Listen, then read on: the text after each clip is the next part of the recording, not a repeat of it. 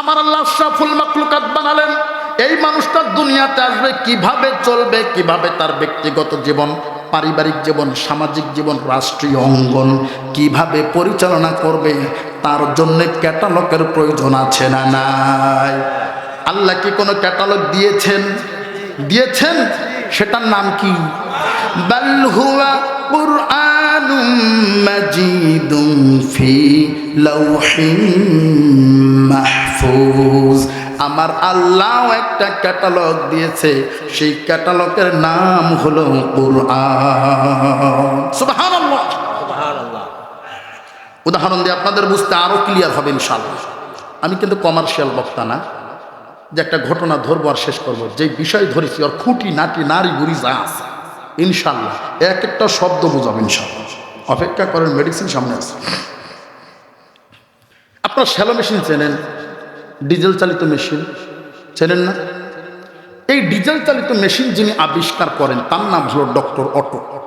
আমি বিজ্ঞানের ছাত্র, এই তথ্যটা আপনারা পাবেন এসএসসি পরীক্ষাতে নবম দশমের পদার্থ বিজ্ঞানে। ডক্টর অটো মেশিন তৈরি করেছেন, এজন্য মেশিনের 4টা পিস্টনের ঘাতকে বলা হয় অটো চক্র। উদাহরণ দিচ্ছি, কথাগুলো মনোযোগ দিয়ে শুনবেন। এই ডক্টর অটো মেশিন তৈরি করার পর একটা ছিদ্র দেওয়ার ট্যাঙ্কি করেছেন, এখানে পানি দিতে হবে। আর একটা ছিদ্র দেওয়ার ট্যাঙ্কি করেছেন, এখানে তেল দিতে হবে। আর একটা ছিদ্র আছে, ওখানে মোবিল দিতে হবে। আর একটা ছিদ্র আছে, ওখানে হ্যান্ডেল দিয়া ডান পাশে কান আছে, কান ধরে ঘুরাতে হবে। ঠিক না? কান না ধরলে কি মেশিনে স্টার্ট নেয়? আমি মনে মনে চিন্তা করি, ডক্টর অটো বাঙালি জাতির খবর কেমনি পাইল যে কান ধরা ছাড়া বাঙালিরা কাজ করে না? ঠিক না? এখন এই যে তেল, মোবিল, পানি, হ্যান্ডেল ধোয়া লাগবে, কান ধরা লাগবে, এই নীতিমালা কার? আন্দাজে কার না? মেশিন আল্লাহ বানাইছে। এতদিন শুনছি বাঙালি জাতে মাতাল তালে ঠিক, এখন দেখি জাতেও মাতাল তালেও মাতাল। মেশিন বানাইছে কে? Doctor auto. এটা আল্লাহর নীতিমালা না, এটা ডক্টর অটোর নীতিমালা। ঠিক নয় কি?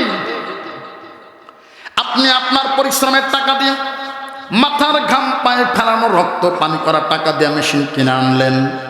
বাড়িতে এনে ধমক দেয়া বলতেছেন, বেটা মেশিন এতদিন দোকানে ছিলা, দোকানদারের কথা অনুযায়ী চলেছ, এখন আমি তোমাকে ক্রয় করে নিয়ে আসছি, আমি যেইভাবে চালাতে বলবো, যেইভাবে তোমাকে চালাবো ওইভাবেই তোমাকে চলতে হবে।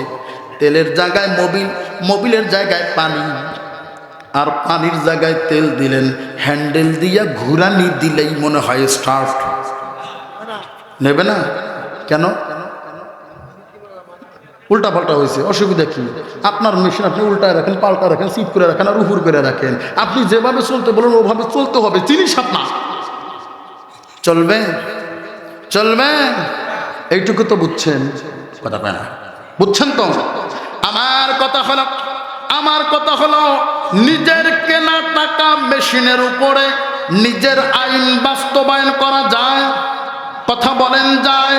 অতএব নিজের কেনা টাকা মেশিনের উপরে নিজের আইন যদি বাস্তবায়ন করা না যায়, জমিন আল্লাহর, আমরা আল্লাহর, আল্লাহর জমিনে আল্লাহর আইন ব্যতীত 2-4-5 বছর ক্ষমতা পায়া নিজেদের আইন বাস্তবায়ন করা যায় না।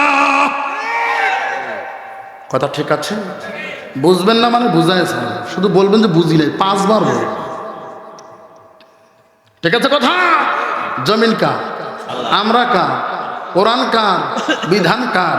আলাল্লাহুল খলক ওয়াল আমর, সৃষ্টি যার হুকুম চলবে তার।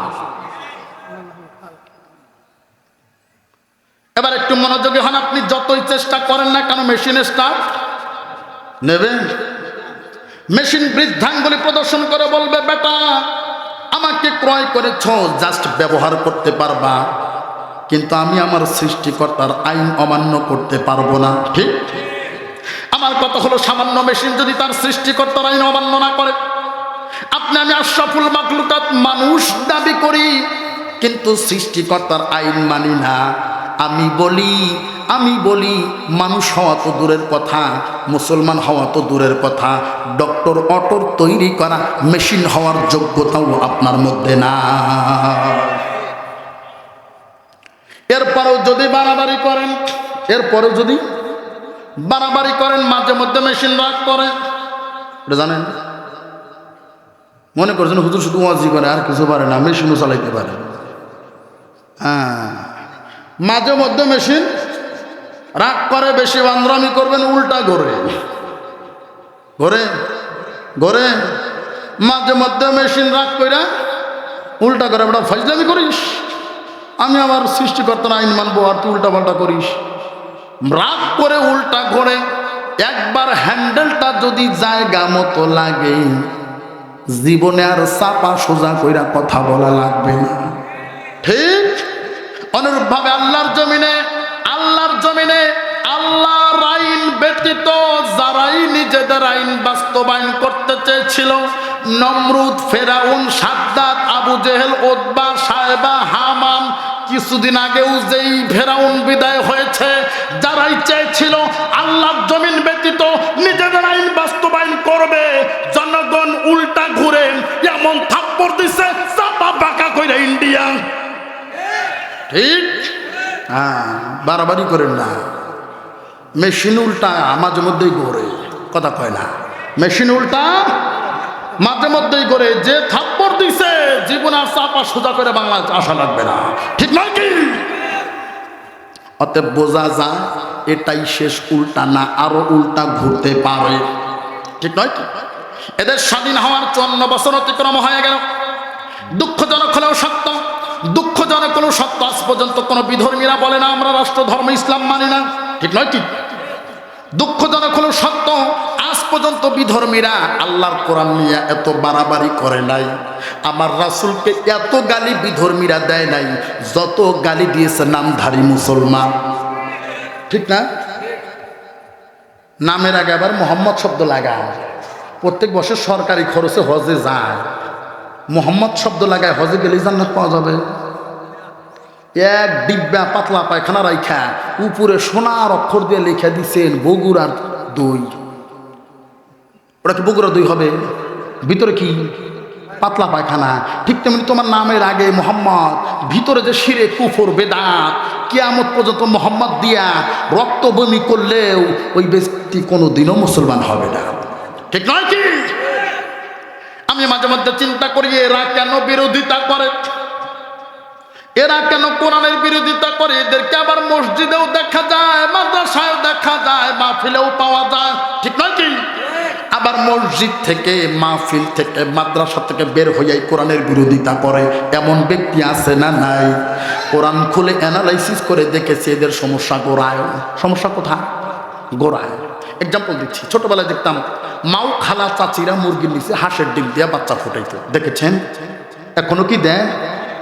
চিন্তা করেন মানুষ কি পরিমাণ বাটপা, অবলা মুরগির সাথে পাখির সাথেও বাটপারি করে। ঠিক না? কি পরিমাণ আমরা বাটপার, ধোকাবাজ। বেচারা মুরগি তো আর বোঝে না যে আমার ডিম না অন্য কারো ডিম। গরম করে করে তা দিয়ে দিয়ে ওখান থেকে বাচ্চা ফুটায়। বাচ্চাগুলো বের হয়ে মনে করে এটাই আমার মা, মুরগি মনে করে ওইটাই আমার বাচ্চা। মুরগিগুলোকে নিয়ে, মুরগি বাচ্চাগুলোকে নিয়ে ঘুরে বেড়ায়, নিজে খায় না, বাচ্চাদেরকে খাওয়া। ঠিক না?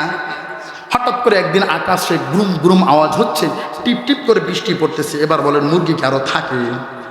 হ্যাঁ, এক লাফ দিয়ে বারান্দায় পাখা দুটো উঁচু করে বলতেছে, আমার কলিজার টুকরা সন্তানেরা, আমার ময়নারা, এই তো বৃষ্টি পড়তেছে, তোমাদের গায়ে বৃষ্টির ফোঁটা পড়লে ঠান্ডা হবে, জ্বর হবে, আমি মা তোমাদের ট্রিটমেন্ট করতে পারবো না, অতএব তোমরা আর দেরি করো না, তাড়াতাড়ি আমার কাছে আসো, আমি তোমাদের জন্য এয়ার কন্ডিশনের ব্যবস্থা করেছি।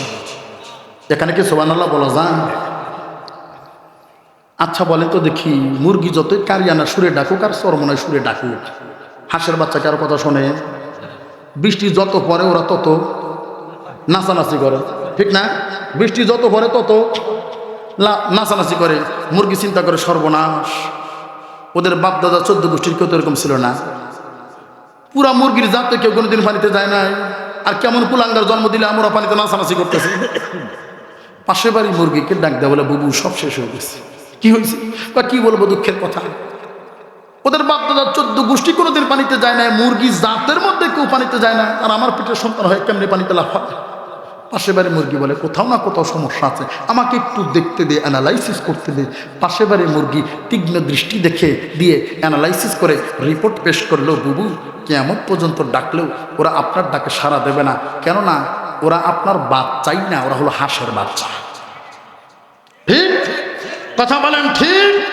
অনুরূপ ভাবে যারা কোরআনের বিরোধিতা করে, কোরআনের আইনের বিরোধিতা করে, তাফসীর মাহফিলের বিরোধিতা করে, ইসলামের বিরোধিতা করে, আল্লাহর কসম করে বললাম, মানুষের গর্ভে জন্ম নিলেও একটাও মানুষের বাচ্চা না, সবগুলোই জানোয়ারের বাচ্চা, সবগুলোই জানোয়ারের বাচ্চা, সবগুলোই জানোয়ারের বাচ্চা। দলিল লাগবে? হুজুর গালি দিলেন যে, গালি তো আমি দিই না, আল্লাহ দিয়েছি। 9 নম্বর পারা 13 নম্বর পৃষ্ঠা প্রথম আয়াত শেষাংশে আল্লাহ বলেন, উলাইকা কাল আনআম। আল্লাহ বললেন ওরা হলো চতুষ্পদ জন্তু, জানোয়ার। কে বলেছে?